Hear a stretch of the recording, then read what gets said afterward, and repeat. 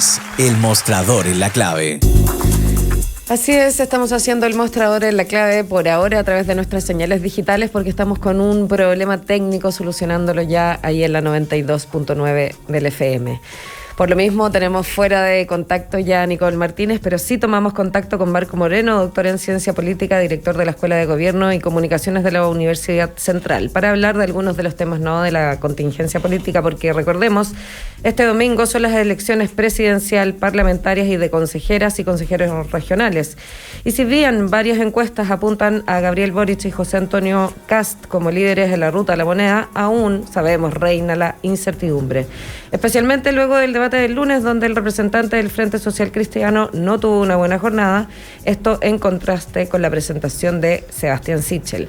En tanto, Yasna Proboste respondió a algunos cuestionamientos de Daniel Jadwe diciendo que yo no necesito vestirme de mujer de clase media, lo soy. Bueno, con esto al frente ya conversamos con Marco Moreno. ¿Nos escuchas? Marco, bienvenido. Hola Macarena, Hernán, ¿cómo están? Muy buenos días. ¿Cómo te va, Marco? Oye, la primera pregunta que imagino cae de cajón. ¿Cuánto le alcanza a restar votos a José Antonio Kast la performance que tuvo el lunes en el debate y cuánto alcanza esto llevar Sebastián Sichel a su molino? ¿Da para que una gran parte del electorado se cambie de pon y vuelva o asegure el voto? ¿O esto en verdad queda más como una anécdota y vamos a ver más o menos los mismos porcentajes que obviamente son... No son factuales, son a través de las encuestas que hemos ido viendo, pero que ponen a José Antonio Kast en la punta? Sí, probablemente yo creo que los grandes números que tú decías que se muestran en algunos sondeos de opinión pública no tenga un efecto, ¿no? Si esto hubiera sido hace un mes atrás, probablemente estaríamos diciendo una cosa distinta, porque en realidad el tiempo en política es bien importante. Más ahora. Fundamentalmente la contraperformance de Kast, ¿no? De alguna manera, y el buen desempeño también, porque son la mezcla de las dos cosas, ¿no? Lo mal que lo hizo Kast, pero también la recuperación que tuvo Sichel, creo que provocan dos efectos. Por un lado, evita que se siga yendo gente, ¿no es cierto?, de Sichel a Kast, como había estado ocurriendo ya desde hace varias semanas, ¿no? Había un desangramiento hacia la candidatura de José Antonio Kast. Creo que esto de alguna manera pone un dique contra eso y también en alguna medida puede hacer que eventualmente electores más volátiles de la derecha sientan que especialmente el desempeño de Kast en los temas económicos puede ser un riesgo. Pero aún así creo yo que el punto es cuán impermeable puede ser José Antonio Kast a pesar de estos errores en relación a la gente que sigue confiando en él, especialmente Maca, Hernán, en varios de los temas que no estuvieron tan profundamente tratados en el debate, como es la agenda antidelincuencia, los temas de seguridad, narcotráfico, ¿no? Que no estaban, no se preguntó mucho sobre eso, y ahí donde está la fortaleza hasta ahora, como sabemos, medido por estos sondeos de opinión de hace algunas semanas respecto de José Antonio Kast. Marco, un punto. Si bien en tu tesis es que no va a cambiar mucho el panorama, pero esto no abre el espacio, por lo menos, a una división quizás mayor de la que se esperaba del electorado de derecha, por ende, un costo político mayor para el que pasa a segunda vuelta, porque se sabe que tú puedes pasar a segunda vuelta, pero con un número de votos muy por debajo de tu competidor de la vereda del frente, eso te hace casi cero competitivo.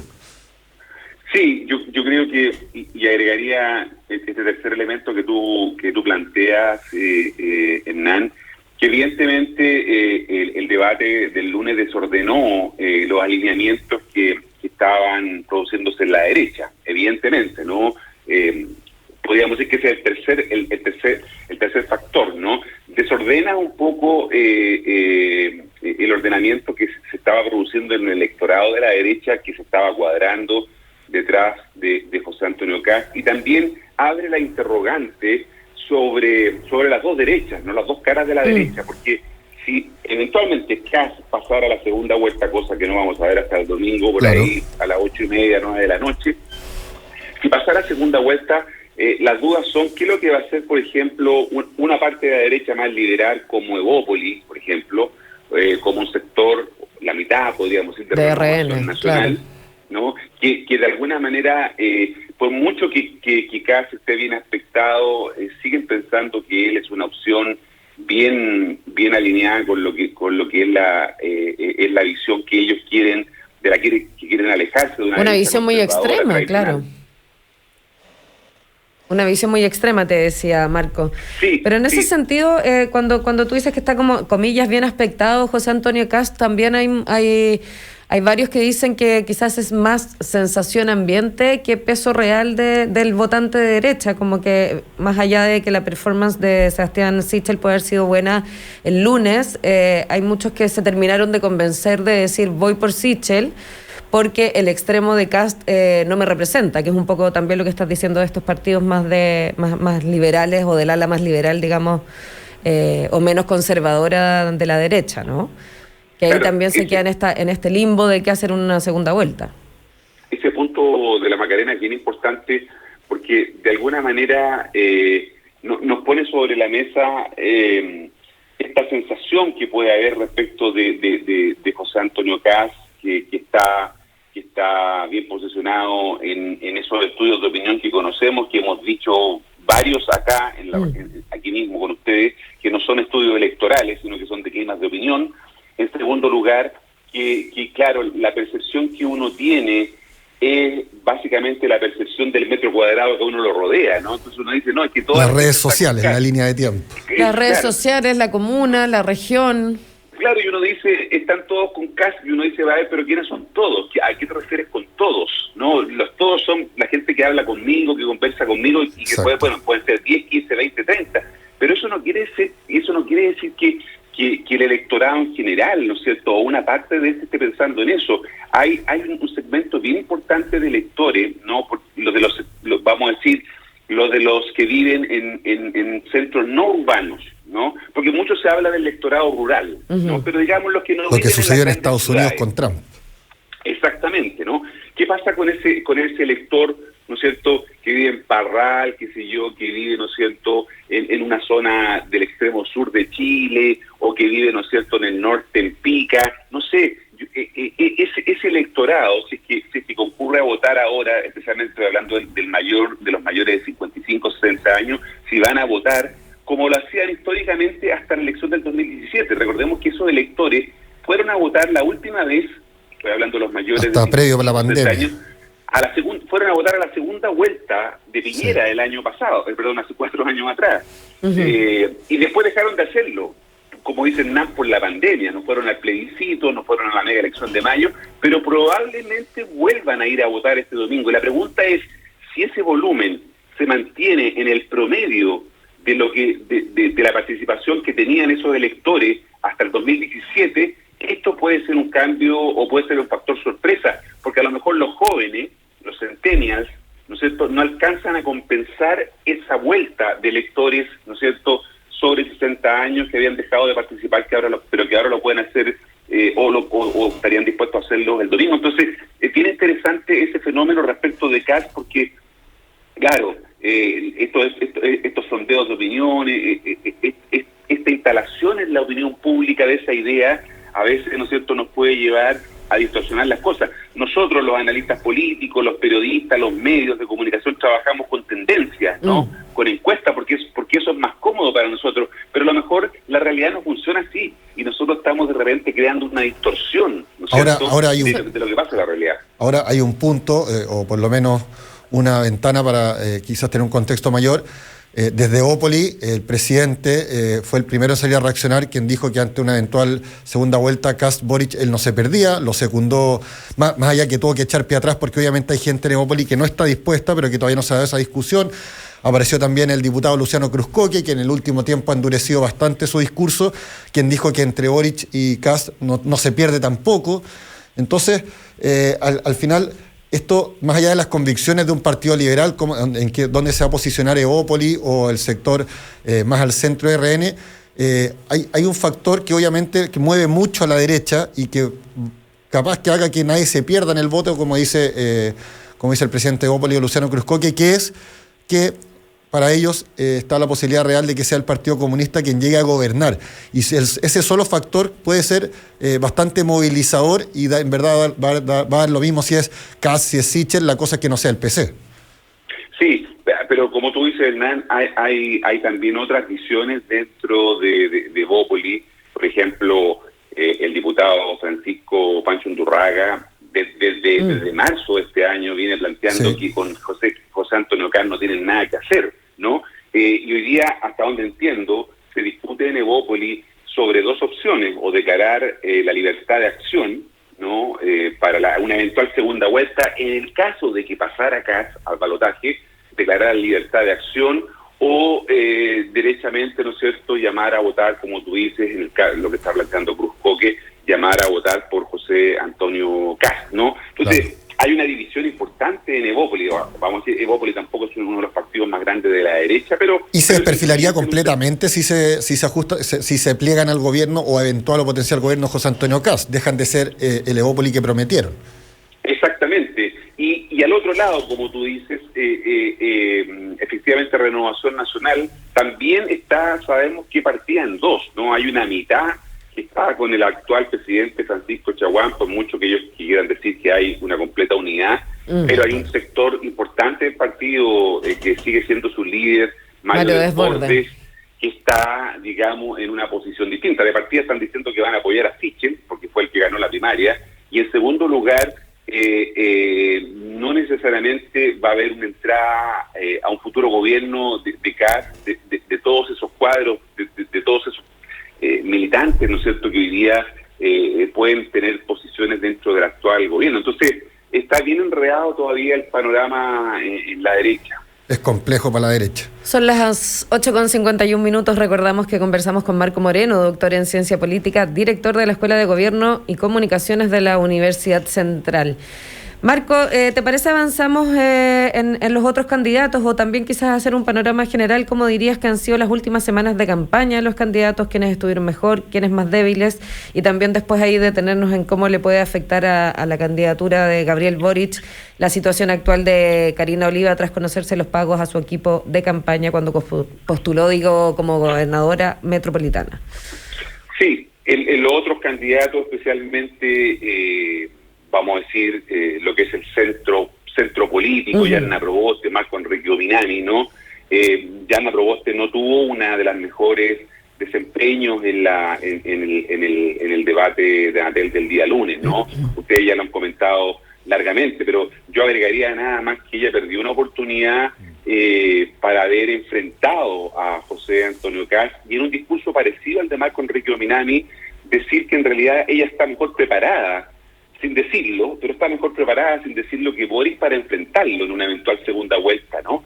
Y eso ella perdió esa oportunidad. Creo que Marco Enrique Ominami ahí lo hizo muy bien, ¿no? Lo etiquetó con esta idea, ¿no es cierto?, del doctor Miedo, del candidato del pasado.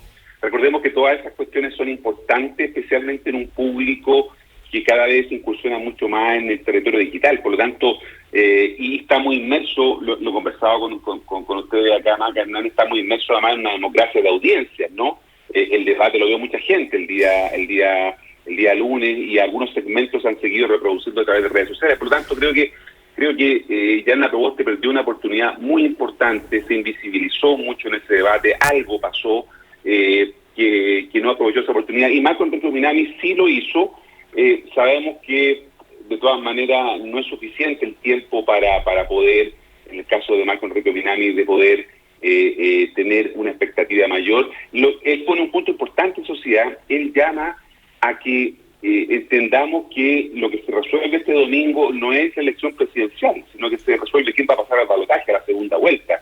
Y él pide la oportunidad para eso, y sobre todo para enfrentar a Kast. Ese aspecto importante respecto de un liderazgo potente, creo que lo trabajó bien Marco Enrique Ominami, que a pesar que nosotros mismos en otras oportunidades aquí mismo lo he criticado, ¿no? Su desempeño político, creo que en esta oportunidad estuvo bastante bien. Pero es de un lugar más cómodo también, porque sabe que tiene menos que perder, digamos, ¿no? Entonces claro, uno tiene más libertades de decir lo que piensa, probablemente. Claro, y él tiene un buen manejo, además, sabemos que el mejor de los 7 que están en competencia, que tiene manejo escénico, ¿no? Entonces eso le ayuda mucho cuando te enfrentas a la audiencia en televisión. Claro, quizás el flanco de Jasna Proboste, volviendo un poco al tema, fue que días antes del debate, recordemos, fue Carolina Goich la que vota en contra del cuarto retiro, fueron senadores de la ADC los que votan a favor y diputados también en favor de la extensión del estado de excepción en Araucanía. El punto fuerte o la diferenciación que tenía Proboste con Boric era respecto al liderazgo y obviamente llegó con ese flanco totalmente abierto, no se pudo poner de pie en ese aspecto. Claro, yo creo que eso evidentemente la afectó porque la apuesta que ella hacía y que había hecho un esfuerzo muy grande, recordemos que logró alinear a un voto que yo considero, 2 votos que eran muy duros, que eran los de el senador Montes, ¿no?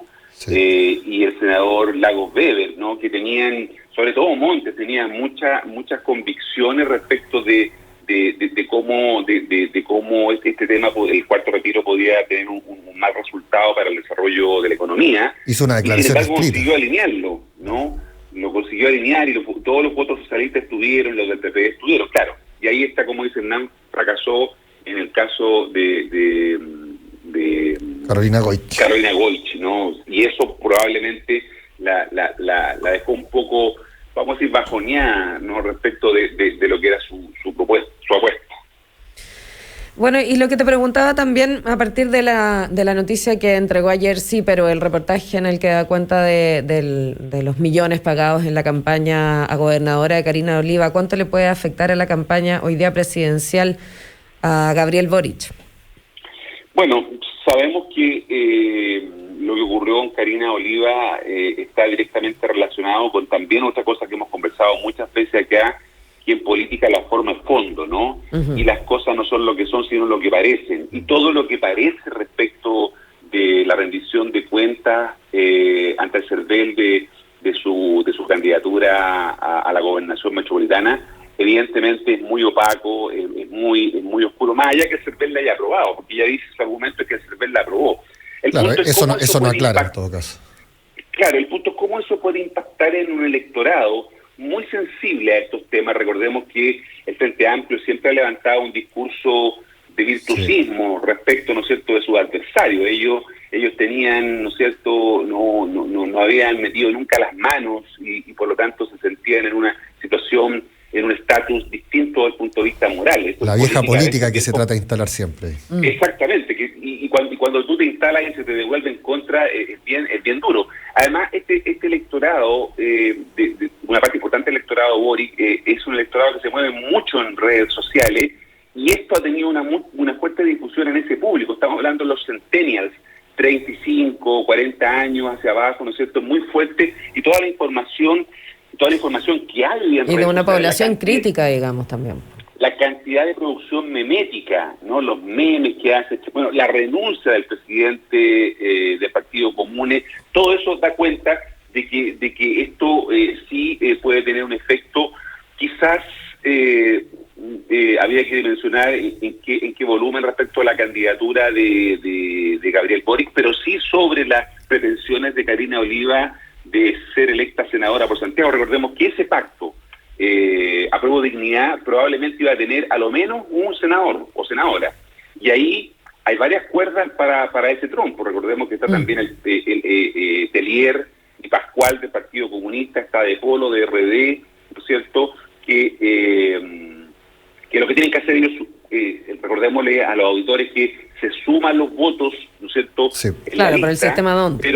Pero el partido más votado, ¿no es cierto?, dentro de la lista es el que se lleva de alguna manera el escaño. Y en este caso podría ser que el partido más votado dentro por el daño que puede hacerle a Comunes, ¿no es cierto?, el partido más votado podría ser eventualmente el PC.